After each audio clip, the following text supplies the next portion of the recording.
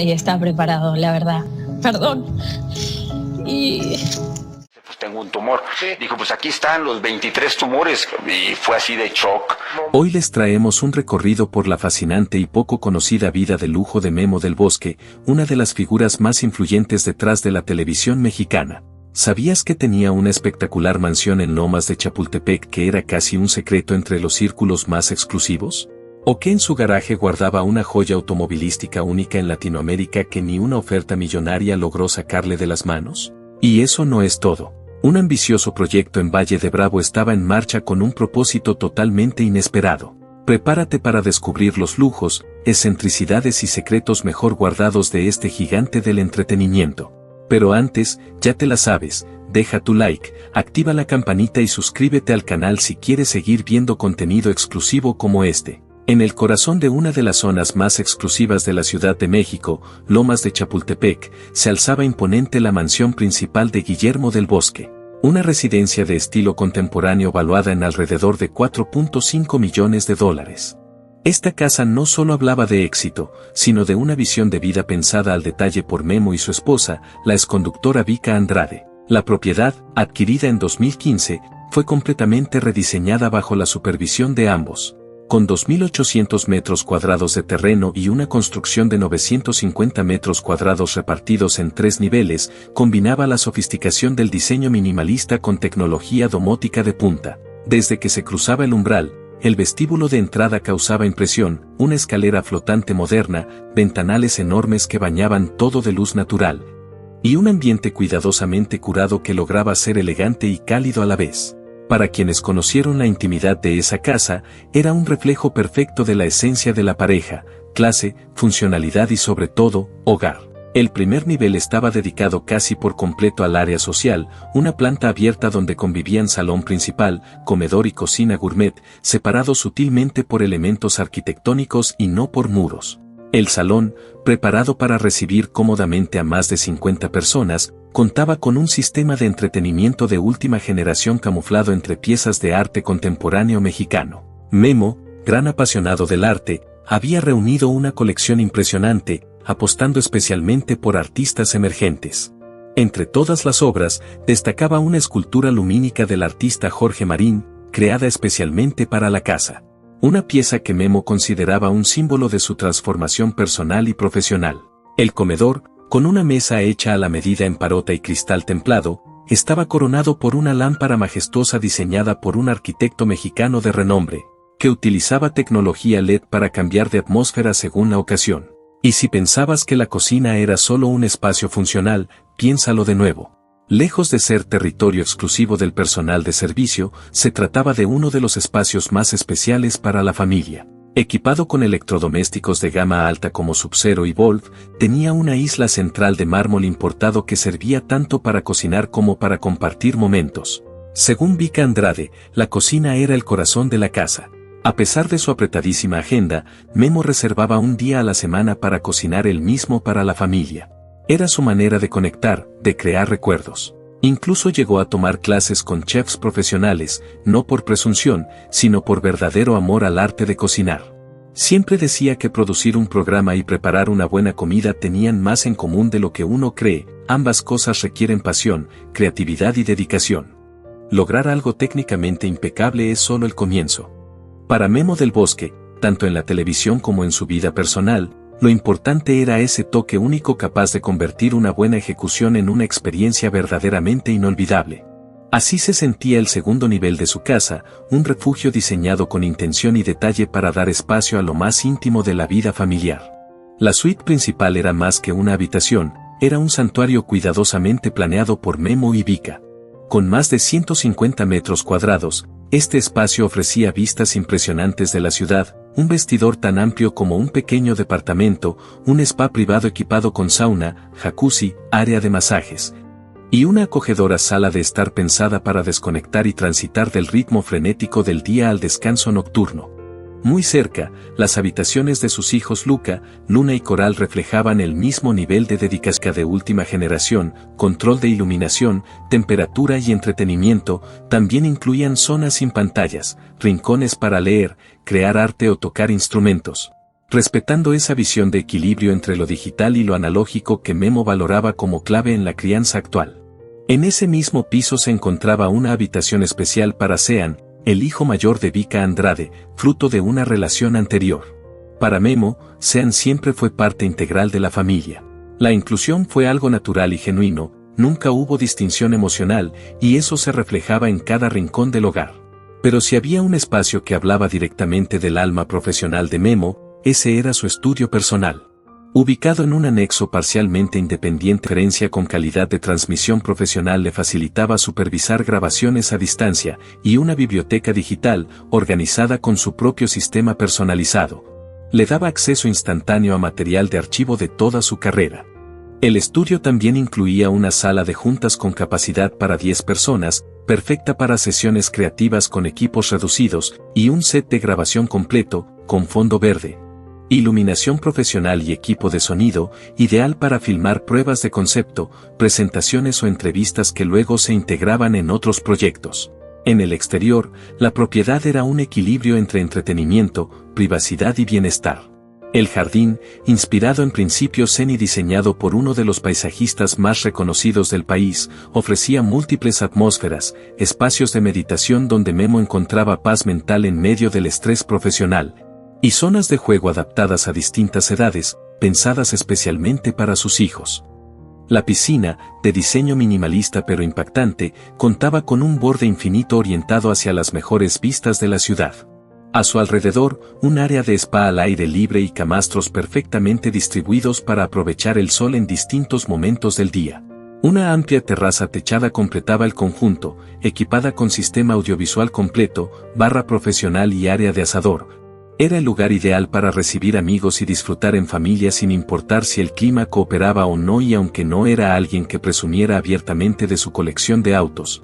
La selección de vehículos de Memo del Bosque hablaba por sí sola, piezas elegidas no tanto por ostentación, sino por su diseño, ingeniería y carácter único. Lejos de cualquier afán de ostentación, la colección automovilística de Memo del Bosque hablaba más de su personalidad y valores que de lujo por el lujo. Su garaje, impecablemente ordenado, albergaba 5 vehículos seleccionados con sumo cuidado, cada uno con un propósito definido o un significado emocional profundo. Entre ellos destacaba un Tesla Model Samplad, valuado en unos $150,000, que Memo utilizaba a diario. Este vehículo no solo respondía a su gusto por la innovación, sino también a su creciente interés por alternativas de movilidad sostenibles y respetuosas con el medio ambiente. Para él, el futuro era eléctrico. En contraste, un Mercedes-Benz clase San Maybach esperaba reservado para eventos formales o compromisos de alto nivel. Elegancia clásica con tecnología de vanguardia, ideal para quienes como Memo sabían moverse con discreción entre los círculos más exclusivos. Para escapadas familiares o viajes fuera de la ciudad, su elección era una Range Rover Autobiography, espaciosa, segura y cómoda, perfecta para disfrutar del camino en compañía de los suyos. Un lugar especial ocupaba su Porsche 911 clásico, restaurado con una dedicación casi artesanal. Este auto, de los años 80, fue su primera gran compra tras alcanzar el éxito, y aunque lo usaba poco, representaba una etapa vital en su vida. Era, en sus palabras, un recuerdo con motor. Pero sin duda, la joya de la corona era un Ferrari Roma de edición limitada.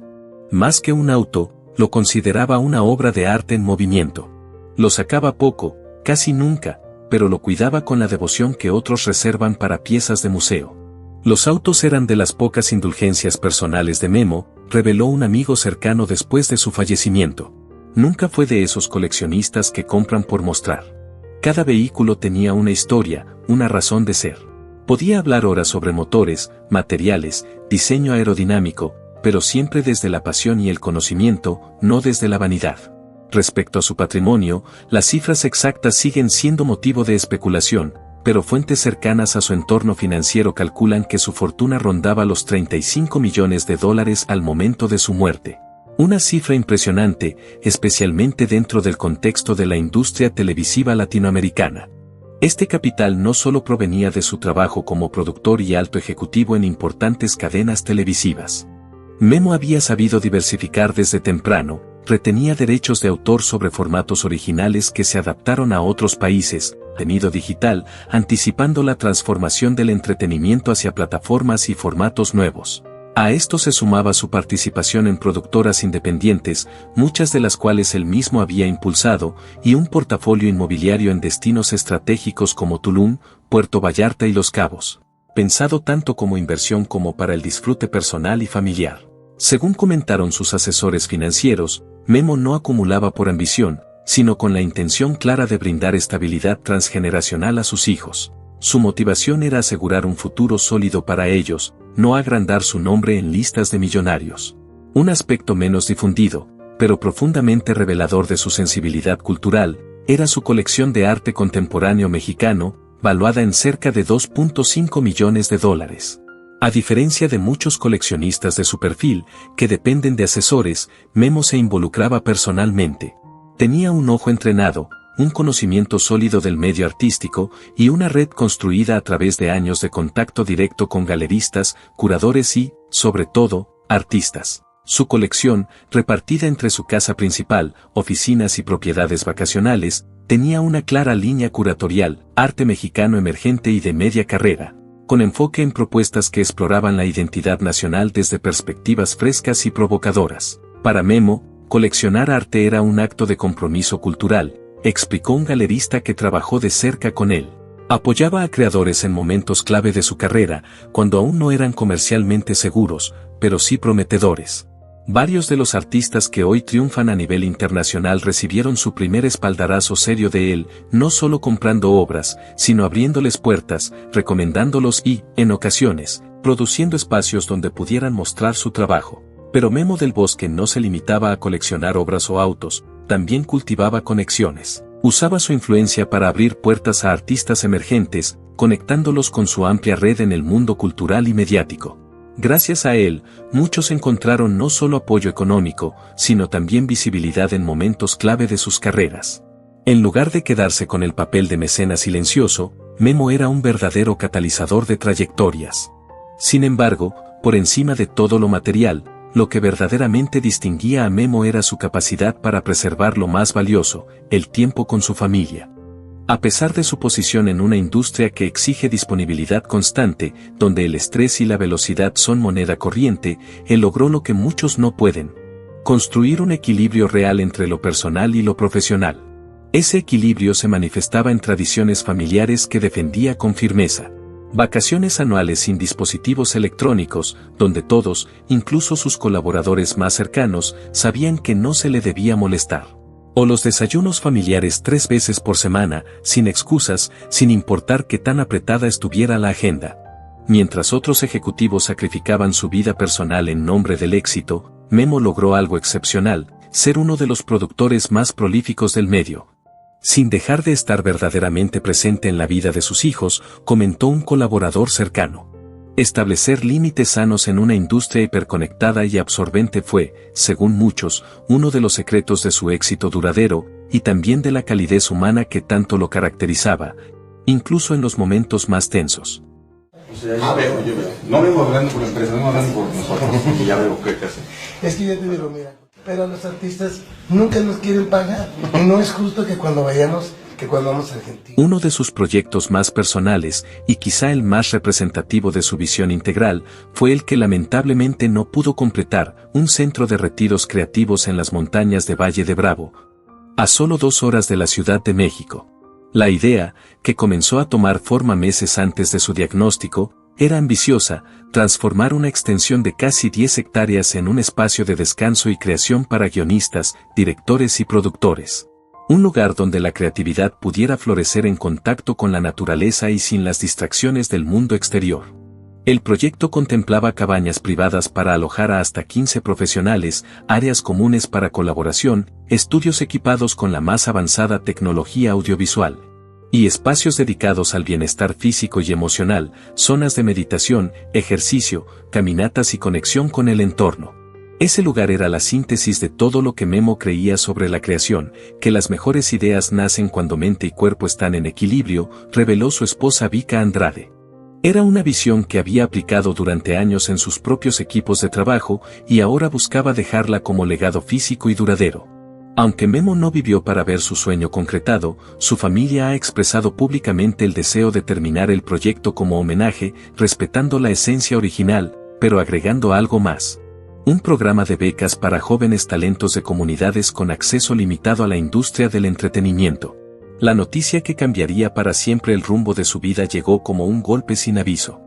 A sus 55 años, Memo llevaba una rutina activa, una alimentación más saludable y parecía en plena forma. Sin embargo, el diagnóstico del linfoma de Hodgkin llegó como un relámpago en un día despejado. Los primeros signos fueron sutiles, una fatiga persistente durante la postproducción de uno de sus programas más ambiciosos, que él atribuyó al ritmo habitual de trabajo. Luego vinieron fiebres intermitentes, que iban y venían sin explicación aparente, lograron disimular la preocupación que generaron aquellos bultos en el cuello. Lo recuerdo perfectamente, compartió Vika Andrade en una entrevista que conmovió a todos tras su fallecimiento. Nos estábamos alistando para un evento familiar. Yo le acomodaba la corbata, y de pronto noté algo raro bajo la piel. Eran como pequeñas protuberancias, firmes. Algo no estaba bien. Memo, fiel a su estilo, intentó quitarle gravedad. Sugirió que podía tratarse de una simple inflamación producto de un resfriado. Pero Vika no se quedó tranquila. Había algo en mi intuición que me decía que eso no era normal, sobre todo porque ya llevaba semanas viéndolo más cansado de lo habitual, y Memo era pura energía. Algo no cuadraba. Esa intuición, que Memo al principio quiso ignorar, terminó siendo vital. Gracias a la insistencia de Vika, consultaron con un especialista antes de que la situación se agravara. Fue esa alerta temprana la que permitió que el diagnóstico, por más devastador que fuera, llegara en un momento en el que aún había margen para actuar. El camino comenzó con una consulta dermatológica, pero muy pronto derivó en citas con hematólogos y oncólogos. Finalmente, tras una biopsia de ganglio linfático y una batería de estudios de imagen, llegó la confirmación: linfoma de Hodgkin en estadio 3B. Esto sí. Y luego, Memo preguntó algo que nunca olvidaré. No fue cuánto tiempo le quedaba o qué tan grave era. Preguntó: ¿cuánto tiempo necesito para recuperarme y volver al trabajo? Y enseguida, ¿cómo se lo vamos a decir a los niños? Esa reacción resumía a la perfección quién era Memo, su trabajo, que no era solo un empleo sino una vocación, y su familia, el centro de su mundo. El tratamiento inicial fue el protocolo estándar para casos como el suyo, un régimen de quimioterapia conocido como ABVD, adriamicina, bleomicina, vinblastina y dacarbazina, aplicado en ciclos de 28 días durante aproximadamente 6 meses. Para alguien acostumbrado a tenerlo todo bajo control, a planear con precisión cada etapa de un proyecto, esa actitud metódica fue clave para ajustar tratamientos y tomar decisiones informadas en cada etapa. Aún así, nunca se refugió en una falsa esperanza ni se dejó arrastrar por el pesimismo. Mantuvo siempre lo que su oncólogo llamó un optimismo realista, una mezcla de determinación. Extendió por 3 años, marcados por subidas y bajadas, recaídas, momentos de esperanza y otros de angustia. Pero en todo momento, Memo conservó lo más valioso: su integridad, su amor por los suyos y una fortaleza emocional que sorprendió incluso a quienes ya lo admiraban. Los primeros meses de tratamiento trajeron una dosis de esperanza. Tras completar el tercer ciclo de quimioterapia, los estudios de seguimiento mostraron señales claras de avance. Casa en una especie de centro de control creativo, contó su asistente personal. Memo organizaba juntas importantes. Y cuando llegaban los momentos más duros, se enfocaba en actividades menos demandantes. Su disciplina era admirable. Su enfoque era claro: adaptarse sin ceder. Nunca permitió que la enfermedad definiera su identidad. La trató como un obstáculo que debía enfrentar, no como una sentencia que lo inmovilizara. Uno de los momentos más delicados de esta etapa fue cuando él y Vika decidieron hablar con sus hijos sobre lo que estaba pasando. Una conversación que, según Vika, fue una de las más difíciles que hemos tenido como padres, pero también una de las más necesarias para mantenernos unidos. Memo insistió en abordar la situación con honestidad, sin alarmismos, pero sin ocultar la verdad. Para los más pequeños usaron libros ilustrados diseñados para explicar el cáncer a niños, mientras que con Luca, el hijo adolescente, la conversación fue más abierta y técnica. En respuesta a su necesidad de comprender el proceso médico. Sean, el hijo mayor de Vika, ya adulto, se convirtió en un pilar fundamental. Asumió un rol de apoyo tanto emocional como práctico, ayudando a mantener la estabilidad del hogar para sus hermanos menores. Ese ejercicio de transparencia marcó el tono de toda la experiencia familiar durante la enfermedad. No hubo secretos, ni silencios incómodos, ni falsas apariencias. En casa se podía hablar de miedo, de tristeza, de esperanza o de frustración. Todo tenía un espacio y eso, lejos de quebrarlos, los unió aún más. Sin embargo, tras 9 meses de tratamiento, y pese a los avances, los estudios revelaron que la remisión no era completa. Fue entonces cuando los médicos recomendaron un paso más agresivo, pero requería una hospitalización prolongada, aislamiento y una fase previa de quimioterapia de altísima intensidad para eliminar cualquier célula cancerígena que pudiera haber sobrevivido al tratamiento inicial. El proceso comenzó con la recolección de sus propias células madre mediante aféresis, una técnica delicada que separa las células necesarias de la sangre. Después vendría la fase más difícil, recibir quimioterapia intensiva, un tratamiento para Memo. Las complicaciones propias de este tratamiento, como la neutropenia severa, que lo dejó prácticamente sin defensas inmunológicas, lo obligaron a permanecer en aislamiento estricto, en un entorno hospitalario cuidadosamente controlado. Los efectos secundarios se intensificaron y el proceso de recuperación fue mucho más largo y agotador de lo que los médicos habían anticipado al inicio. Fueron semanas difíciles, donde la fortaleza física de Memo fue llevada al límite y la estabilidad emocional de su familia, puesta a prueba. Vika, su esposa, decidió quedarse con él en el hospital de forma permanente, transformando la habitación clínica en una especie de refugio emocional. Sus hijos quedaron temporalmente al cuidado de familiares cercanos, mientras ella y Memo atravesaban juntos los momentos más oscuros de su vida en común. Jamás lo había visto tan frágil, compartiría después Vika en una entrevista. Había días en los que ni él, con toda su entereza, podía soportar el dolor, las náuseas constantes o el cansancio aplastante. No hacíamos grandes planes ni hablábamos demasiado, solo estábamos ahí, juntos, en silencio, sosteniéndonos mutuamente. Curiosamente, fue en esa fragilidad compartida donde se fortaleció aún más su vínculo. Esos días de absoluta vulnerabilidad, lejos de debilitar su relación, la profundizaron. Vivimos en esas semanas una cercanía emocional que muchas parejas no alcanzan en toda una vida, reflexionó Vika. Esa experiencia transformadora no solo dejó huellas en su relación, sino que también marcó un antes y un después en la visión creativa de Memo. A partir de entonces, comenzó a explorar de forma más consciente la conexión entre la emoción auténtica y la creación artística. La fragilidad humana, que durante tanto tiempo evitó mostrar en público, se convirtió en un nuevo lente desde el cual reinterpretar su trabajo, no como signo de debilidad, sino como puente genuino hacia los demás. Meses después del trasplante, llegó por fin la noticia tan esperada: remisión completa. No había señales activas de la enfermedad. Ese año, lleno de cuidados y reconstrucción, le permitió a Memo recuperar paulatinamente su energía y también reevaluar sus prioridades profesionales. Aunque volvió a trabajar con entusiasmo, lo hizo con una perspectiva completamente renovada. Redujo la intensidad de su agenda, delegó más responsabilidades y se concentró solo en los proyectos que realmente lo conmovían o lo desafiaban de forma significativa. Fue como si la enfermedad hubiera acelerado una evolución profesional que normalmente habría tomado años, comentó un colega cercano. Regresó con una claridad asombrosa sobre en qué sí debía poner su tiempo y en qué no. Lejos de disminuir su impacto, esa nueva selectividad derivó en algunos de los proyectos más profundos y reconocidos de su carrera. Su enfoque, más afinado y emocionalmente honesto, demostró que el verdadero poder creativo no siempre está en eventos convencionales. El nuevo diagnóstico cayó como un golpe seco. Esta segunda vez fue aún más dura que la primera, confesó Vika.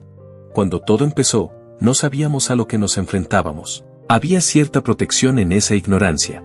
Pero ahora conocíamos cada paso, cada efecto secundario, cada silencio incómodo en la sala del oncólogo.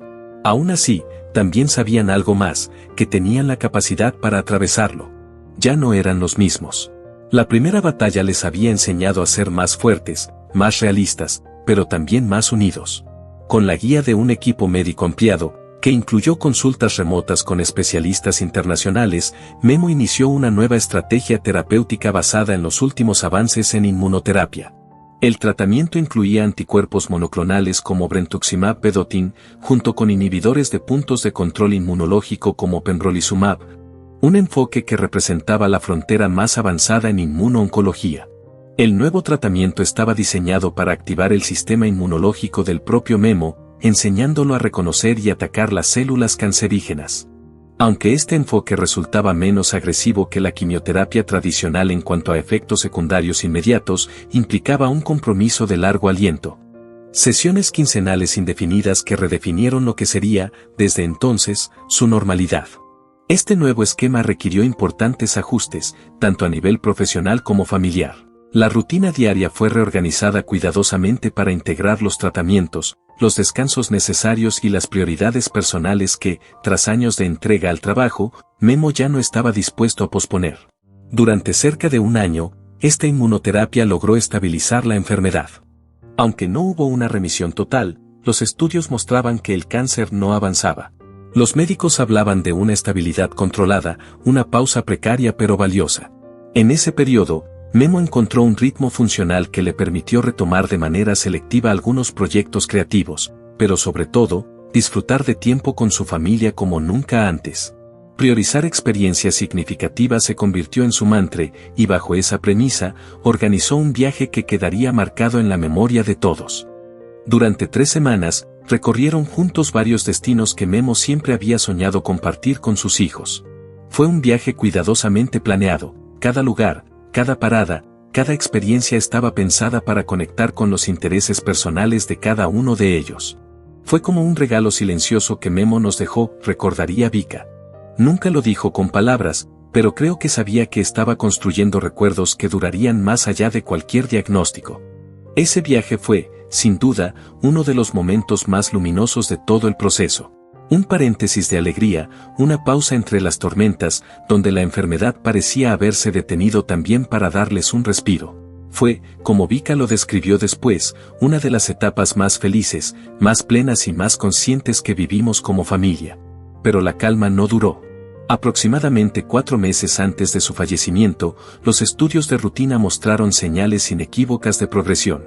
Nuevas lesiones comenzaron a aparecer, algunas en órganos que hasta entonces no habían sido afectados. La inmunoterapia ya no contenía el avance, y los médicos confirmaron que el linfoma había entrado en una etapa más agresiva. Con esa noticia se inició el tramo final de su batalla. Un tiempo difícil, pero también íntimo y cargado de significado. El foco ya no estaba en pelear contra la enfermedad a toda costa, sino en acompañar el proceso con dignidad, rodeado de amor, en paz con sus decisiones. Y así, llegamos al cierre de este recorrido por la vida excepcional de Memo del Bosque. Detrás de cada bien material, de cada proyecto, de cada gesto aparentemente mundano, existía una historia cargada de propósito.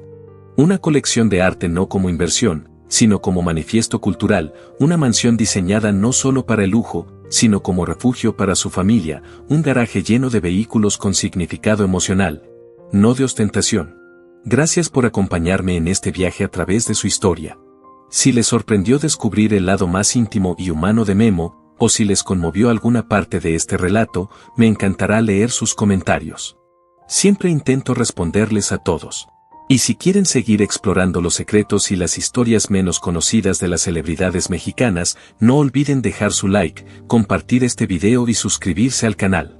Nos vemos muy pronto con nuevas revelaciones que, estoy seguro, les harán ver a sus famosos favoritos con nuevos ojos.